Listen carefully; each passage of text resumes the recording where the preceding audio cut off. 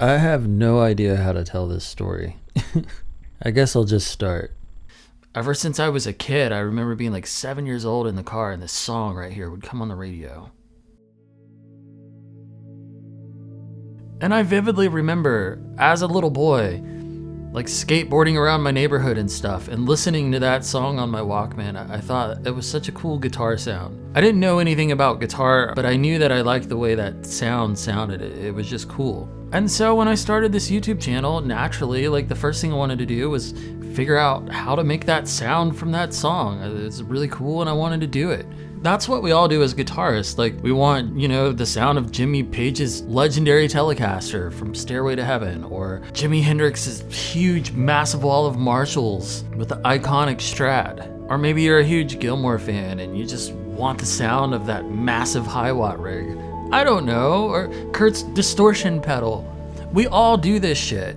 We want to have the sounds that we grew up listening to that we think are cool. It's purely a nostalgic thing. Like, I completely get like how you'd want to burrow in on one specific record or one specific sound, or I completely get it, and I think it's a really beautiful and really like gracious appreciation of this one record, just like showing how much it means to you this way. I'll give you a quick example and then I'll shut up. I remember in my teens getting up for school. I hated school.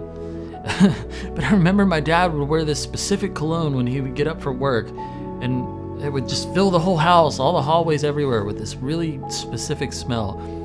And if I close my eyes and I imagine that smell right now, it brings me right back to being a kid again, And my dad always told me, he's like, son, for me, it's fresh cut grass. I love the smell of fresh cut grass. It reminds me of playing baseball when I was a kid. I was like, realize everybody has this. We all have things we're nostalgic over. And I guess what I'm trying to explain is sound works the same way. When I hear In Utero, it brings me right back to being a kid. And here's what I've learned. Your brain is way smarter than you think it is, and whatever it is that controls nostalgia going on in there, it knows when something doesn't sound the same or smell the same or something, and that little thing that lights up doesn't light up when you don't have something completely right.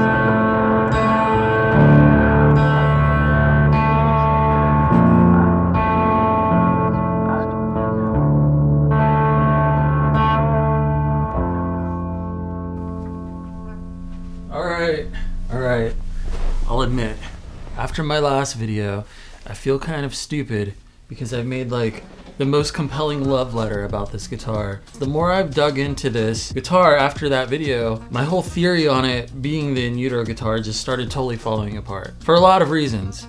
For instance, here's one of them. Check this out. You hear that? That's the tailpiece. And it rings like crazy. Hang on, let me plug this in.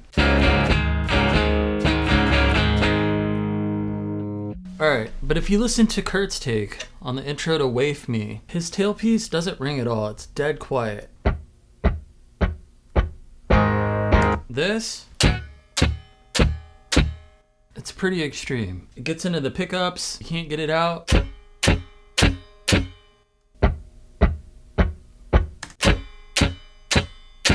Yeah, I mean, I suppose you could like put your hand over this and do it like, but then you can't get the power to like, Kurt's definitely doing that. Anyways, I'm pretty sure this can't be the guitar he used then. If he didn't use that guitar to record Waif Me, then there's no way he could have used it on Heart Shaped Box, because those are both the same guitar. Check this out. Listen for the D string, the open D string.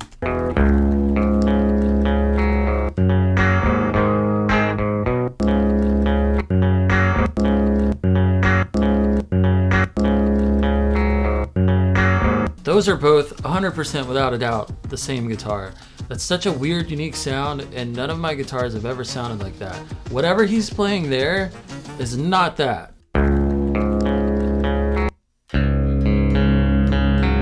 And then I started going through my emails, and I remember Steve Albini had told me, he just said Kurt used the Volino, the Mustang, and a high flyer with the silver chrome pickup ring, which is really, really odd because he didn't say rings. He said ring, and if you look at Kurt's Phase 3, it only had one silver chrome pickup ring. The neck one had fallen off. And lastly, there was an email from Bob Weston. Bob Weston was the engineer, the assistant engineer on In Utero, and he just told me Kurt played his normal Fender, nothing crazy. So yeah, I was kind of like right back to the beginning, starting all over again, trying to figure this out. Whatever the hell Kurt was actually recording with, it couldn't have been the Jag or the High Flyer. Those have long tailpieces and they ring, so the only short tailpiece guitars would have been the Volino, the Farrington, and the Mustang. The Volino is nothing new on my channel. I play it all the time, and I found a ton of spots on the record that it was used on. But that wasn't the intro to Heart-Shaped Box. It wasn't this main guitar tone. Steve told me that the High Flyer had gills. I'm 100% sure it had gills as well, but a lot of people have said they think it's a P90 Volino. Well, I have a P90 Volino too. It's definitely not that. I tested it to death. So the only thing that was left is the Farrington, and I could see why the Farrington would be sort of mistaken for a Mustang. It looks the same. I could see why Bob or Steve thought that was a Mustang. But the Farrington didn't sound right either. It couldn't have been that.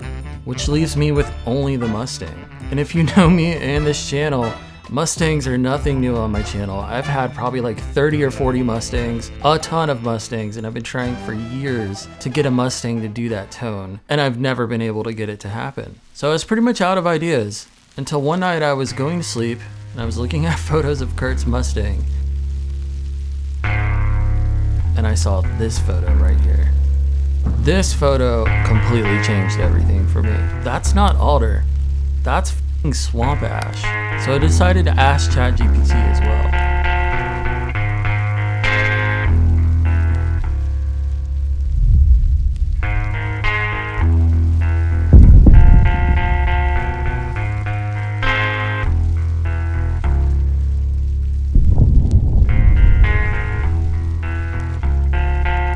Alder and poplar, those are closed-grained woods. This is swamp ash, I'm totally positive. So I thought, okay, well, there's no way a piece of wood is gonna sound that different. I've watched Jim Lill, I've watched so many people debate tone woods until the cows come home. But I thought, you know what, that's definitely swamp ash. I'm gonna try this. So I ordered a swamp ash body, finally came, and I put it together, and literally the first chord I hit on it after I got it put together just gave me goosebumps. It was crazy.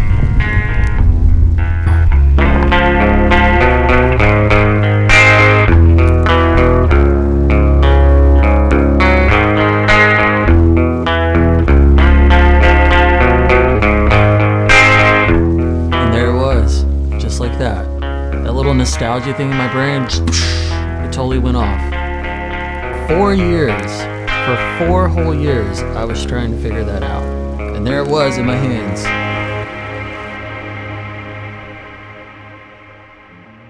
I was completely shocked. Like blown away shocked. Mind blown. And just to make sure I wasn't hearing things or just losing my mind, I decided to set up a whole bunch of Mustangs exactly the same. So I set up an alder one, a mahogany one, and the swamp ash one. Just to see, like, is there really a difference or am I crazy? And sure enough, the swamp ash one sounds totally different.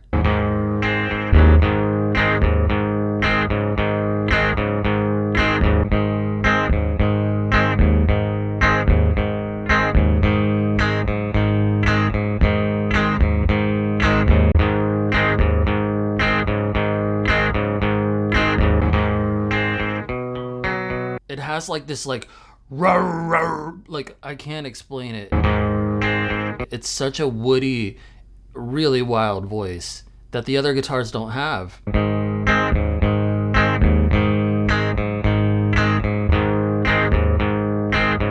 And And that's what I noticed. Like, everything that I tested sounds more or less similar, except for the swamp ash. It sounds like really, really different. And so I just wanted to know more about swamp ash. One thing that's really unique about it, it literally grows in a swamp, in the water. So there's all these little channels going through the wood, and when it dries out, they're like little vein holes that are empty, full of air, and you get like this really resonant, sweet sounding wood. It's really, really different. I can't think of any other wood species that are like that. And then I started realizing like all my favorite guitar tones are swamp ash. This Riders in the Sky tone, that's a swamp ash jazz master. It's crazy. That tone has always reminded me of Heart-Shaped Box. I've always loved that sound. It's just got a different vibe. Or like, I was looking up Stairway to Heaven, the Telecaster that Page used on the solo part of it. It's swamp ash. Ernie Bailey, Kurt's guitar tech, he told me, hands down, it's my favorite sounding wood. But I know there's gonna be a bunch of controversy around this video because there's guys like Jim Lill who tested exactly this thing and he came to a totally different conclusion, and I think I know why. He put new strings on everything for one. With a new string, you get like a super bright sound. First, you get the fundamental note, but on top of that, you get all the harmonics and overtones, and it's so bright. And to me, it makes sense, like if you put new strings on a guitar to test it, all those differences are gonna be masked out because, well, you just are overwhelmed with bright string. I think the right way to test it is you gotta do it with like flat wounds or dead strings where you just get the fundamental note and you can hear that how the wood's behaving like dynamically. Because when you hit a string, the body takes it and it pushes it back at you. Pickups don't hear the wood directly, but that's gonna affect how the string vibrates. I mean, I have an aluminum guitar over there. It sounds totally different from a wood guitar. And lastly, I didn't see Jim test swamp ash. And to me, it's by far the most wildly different sounding wood. Like the mahogany and the alder and poplar and all the regular stuff sound more or less way similar. Swamp ash sounds really different. In fact, check this out. I got this big, beautiful cut of swamp ash. I'm going swamp ash crazy right now. I'm sending this off to get cut into another Mustang body. I have another Mustang body on the way that's been cut out of swamp ash. Here's the next thing that I gotta test. Swamp ash apparently is like not consistent at all. It gets a 1 star out of 5 for consistency. Apparently like 2 cuts will sound totally different. So I gotta test that next. I'm like shocked still. I don't know what to say. Oh, and I almost forgot. If you're wondering, since it's not the Hi-Flyer for all the neck stuff, it's the Farrington. I figured all this out. I've been going crazy testing this thing. I'm gonna do another video on it. I've been working with Bartolini. They've been sending me a ton of pickups. I found a bunch of areas on the record where this actually was used. For the sake of making this video not 2 hours long, I'm gonna save this for another video. But there's a lot of stuff I uncovered with this. It's wild, but I'll show you in a new video. But yeah, the Farrington was actually used, and it's cool because Kurt always said this was gonna be his studio recording guitar. So in the end, everything Steve told me was right. It's crazy. But the record ended up being the Volino, the Phase 3 Hi-Flyer, Swamp Ash Mustang, and the Farrington. It was used in some areas. You know what? I'm gonna throw on a better lens. Hang on.